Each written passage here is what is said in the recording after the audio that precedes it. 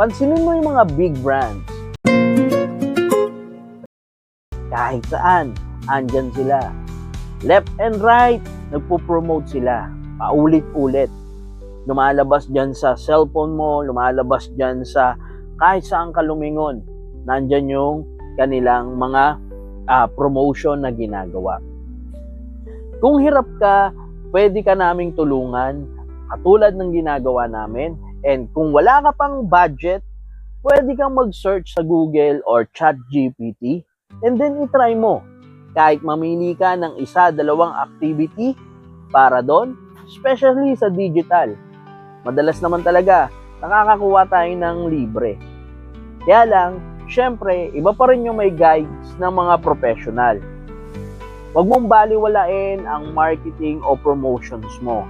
Araw-arawin mo to at i-consistent mo. Kasi dito ka magkakaroon ng mga potential market at maabot mo ang success para sa business mo. I-balance mo. Marketing, operations, i-balance mo para tumakbo ng maganda ang business mo. So, meron ka ng digital, meron ka ng on-ground, available naman yan sa ChatGPT o Google para magtanong. Ngayon, kung talagang hindi ka expert, kung hindi ka talaga pwede mo namang i-trial lang yan. At, syempre, i-observe mo rin kung ano yung mga ginagawa ng mga big brands.